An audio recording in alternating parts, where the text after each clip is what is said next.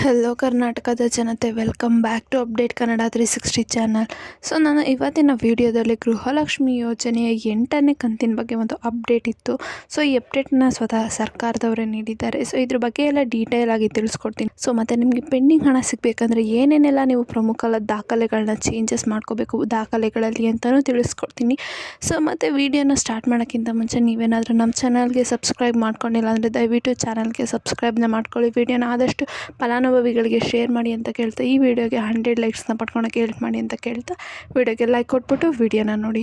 ಕೆಲವು ಪ್ರಮುಖ ಕೆಲಸಗಳನ್ನ ನೀವೇನಾದರೂ ಮಾಡಿಕೊಂಡ್ರೆ ತಪ್ಪದೆ ನಿಮ್ಮ ಬ್ಯಾಂಕ್ ಖಾತೆಗೆ ಹಣ ವರ್ಗಾವಣೆ ಅಂದರೆ DBT ಆಗೋದ್ರಲ್ಲಿ ಯಾವುದೇ ಸಂಶಯ ಇಲ್ಲ ಅಂದ್ಬಿಟ್ಟು ಸರ್ಕಾರನೇ ಈಗಾಗಲೇ ಭರವಸೆ ನೀಡಿದೆ. ಸೊ ಹಾಗಿದ್ರೆ ನೀವು ಬ್ಯಾಂಕ್ನಲ್ಲಿ ಮಾಡಲೇಬೇಕಾದ ಕೆಲಸಗಳು ಯಾವ್ಯಾವ? ಸೊ ಈ KYC ಅಪ್ಡೇಟನ್ನು ಸರ್ಕಾರ ಕಡ್ಡಾಯವಾಗಿ ಮಾಡಿದೆ. ಸೊ ನೀವು ಈ KYC ಆಗಿದ್ರೂ ಕೂಡ ಈ KYC ಅಪ್ಡೇಷನ್ ತುಂಬಾ ಇಂಪಾರ್ಟೆಂಟು ನಿಮ್ಮದು. ಸೊ ನಿಮ್ಮ ಬ್ಯಾಂಕ್ ಖಾತೆಗೆ ಈ KYC ಅಪ್ಡೇಷನ್ನ ಮಾಡಿಸ್ಕೊಳ್ಳಿ. ನಂತರ ಆಧಾರ್ ಕಾರ್ಡ್ ಅಪ್ಡೇಟ್ನ ಮಾಡಿಸ್ಕೊಳ್ಳುವುದನ್ನು ಸರ್ಕಾರ ಪ್ರಮುಖವಾಗಿ ಕಡ್ಡಾಯವಾಗಿ ಮಾಡಿದೆ. ಇವಾಗ 10 ವರ್ಷ ಹಳೆಯ ಆಧಾರ್ ಕಾರ್ಡನ್ನು ಕೂಡ ನೀವು ಅಪ್ಡೇಟ್ನ ಮಾಡಿಸ್ಕೋಬೇಕು. ಸೊ ಈ ಅಪ್ಡೇಟಿಗೆ ಕಾಲಾವಕಾಶ ಕೊಟ್ಟಿರೋದು, ಅದರ ಲಾಸ್ಟ್ ಡೇಟ್ ಕೊಟ್ಟಿರೋದು ಜೂನ್ 14 ಕೊಟ್ಟಿದ್ದಾರೆ ಈ ವರ್ಷ. ಸೊ ಅಲ್ಲಿವರೆಗೂ ನೀವು ಅಪ್ಡೇಟ್ನ ಮಾಡಿಸ್ಕೋಬೋದು. ಒಂದು ವೇಳೆ ಏನಾದರೂ ಅಪ್ಡೇಟ್ ಆಗಿಲ್ಲ ಅಂದರೆ ನಿಮಗೆ ಮುಂದಿನ ಕಂತಿನ ಹಣ ಬರಲ್ಲ. ಮತ್ತು ಈ ಅಪ್ಡೇಟನ್ನು ಫ್ರೀಯಾಗಿ ಮಾಡಿಕೊಡ್ತಿದ್ದಾರೆ ಸರ್ಕಾರದವರು. ಇವಾಗ ಒಂದು ವೇಳೆ ನೀವು ಈ KYC ಮಾಡಿಸಿದ್ರು ನಿಮಗೆ ಹಣ ಬರ್ತಿಲ್ವಾ, ಏನು ವರಿ ಮಾಡ್ಕೊಳೋದು ಬೇಡ. ಬ್ಯಾಂಕ್ಗೆ ಹೋಗ್ಬಿಟ್ಟು ನೀವು ನಿಮ್ಮ ಬ್ಯಾಂಕ್ ಖಾತೆಗೆ NPCI ಮ್ಯಾಪಿಂಗ್ನ ಮಾಡಿಸ್ಕೊಳ್ಳಿ. ಸೊ ಇದ್ರ ಜೊತೆಗೆ ರೇಷನ್ ಕಾರ್ಡ್ ಮತ್ತು ಆಧಾರ್ ಕಾರ್ಡ್ ಲಿಂಕ್ ಆಗಿದೆಯೋ ಇಲ್ವೋ ಅಂತಲೂ ಚೆಕ್ ಮಾಡ್ಕೊಳ್ಳಿ. ಯಾಕಂದರೆ ರೇಷನ್ ಕಾರ್ಡ್ ಮತ್ತು ಆಧಾರ್ ಕಾರ್ಡ್ ಲಿಂಕ್ ಆಗೋದನ್ನು ಸರ್ಕಾರ ಕಡ್ಡಾಯವಾಗಿ ಮಾಡಿದೆ.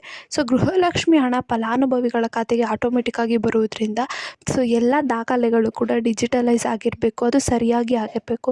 ಸೊ ಇಲ್ಲಾಂದರೆ ಯಾವ ಹಣನೂ ನಿಮಗೆ ಆಟೋಮೆಟಿಕ್ಕಾಗಿ ಪುಷ್ ಆಗಲ್ಲ. ಸೊ ಒಂದು ವೇಳೆ ಏನಾದರೂ ನಿಮ್ಮ ಮನೆಯಲ್ಲಿ ಅತ್ತೆ ಮರಣ ಹೊಂದಿದರೆ ಸೊಸೆಗೆ ಹಣ ಬರುತ್ತಾ? ಸೊ ಈಗ ಆಲ್ರೆಡಿ ತುಂಬ ಕಡೆ ಈ ಥರ ಕೇಸಸ್ ಆಗಿದ್ದಾವೆ. ಮನೆ ಯಜಮಾನಿ ಹೆಸರಲ್ಲಿ ಮುಂಚೆನೇ ಗೃಹಲಕ್ಷ್ಮಿ ಯೋಜನೆ ಹಣ ಬರ್ತಿತ್ತು. ಸೊ ಒಂದು ವೇಳೆ ಅವರೇನಾದರೂ ಸಾವನ್ನಪ್ಪಿದರೆ ಯಾರಿಗೆ ಹಣ ಬರಬೇಕು?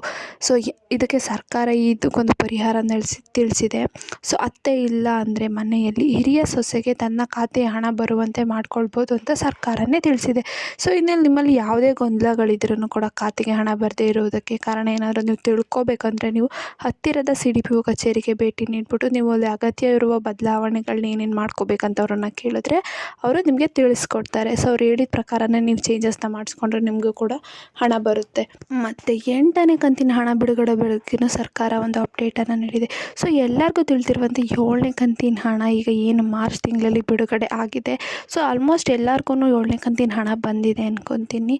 ಸೊ ಬಂದಿದ್ದರೆ ಕಮೆಂಟ್ ಮೂಲಕ ತಿಳಿಸಿ. ಇನ್ನೂ ಸ್ವಲ್ಪ ಜನಕ್ಕೆ ಹಣ ಬರ್ದಲ್ಲೇ ಇರ್ಬೋದು. ಸೊ ಅವ್ರೇನು ವರಿ ಮಾಡ್ಕೊಂಡು ಬೇಡ, ಮಾರ್ಚ್ 31ರೊಳಗೇ ಹಣ ಹಾಕ್ತೀವಿ ಅಂತ ಹೇಳಿದ್ದಾರೆ. ಮಾರ್ಚ್ 31 ಇಲ್ಲ ಅಂದ್ರೂ ಏಪ್ರಿಲ್ 1st ವೀಕ್ ಒಳಗೇ ಎಲ್ಲರಿಗೂ ಹಣ ಬರುತ್ತೆ. ಸೊ ಇನ್ನು 8ನೇ ಕಂತಿನ ಹಣ ಕೂಡ ಸದ್ಯದಲ್ಲೇ ಬಿಡುಗಡೆ ಆಗಲಿದೆ. ಸೊ ಏಪ್ರಿಲ್ ಮೊದಲೆರಡನೇ ವಾರದಲ್ಲಿ 8ನೇ ಕಂತಿನ ಹಣ ಬಿಡುಗಡೆ ಬಗ್ಗೆ ಸರ್ಕಾರದವರು ಅಪ್ಡೇಟನ್ನು ನೀಡ್ತಾರೆ ಅಂತಂದರೆ ಸೊ ಯಾವಾಗ 8ನೇ ಕಂತಿನ ಹಣನ ಬಿಡುಗಡೆ ಮಾಡ್ತಾರೆ ಅಂದ್ಬಿಟ್ಟೆಲ್ಲ ತಿಳಿಸ್ಕೊಡ್ತಾರಂತೆ ಮುಂಬರುವ ದಿನಗಳಲ್ಲಿ. ಸೊ ಇಷ್ಟು ಹೇಳ್ತಾ ಈ ವಿಡಿಯೋ ನಿಮಗೆ ಇಷ್ಟ ಆಯ್ತು ಅನ್ಕೊತೀನಿ. ಇಷ್ಟ ಆದರೆ ದಯವಿಟ್ಟು ಚಾನಲ್ಗೆ ಸಬ್ಸ್ಕ್ರೈಬ್ನ ಮಾಡ್ಕೊಳ್ಳಿ. ಹಾಗೆ ವಿಡಿಯೋನ ಆದಷ್ಟು ಎಲ್ಲರಿಗೂ ಶೇರ್ ಮಾಡಿ ಅಂತ ಕೇಳ್ತಾ, ವಿಡಿಯೋಗೆ ಲೈಕ್ ಕೊಟ್ಟಿಲ್ಲ ಅಂದರೆ ವಿಡಿಯೋಗೆ ಲೈಕ್ ಕೊಡಿ. ಧನ್ಯವಾದಗಳು.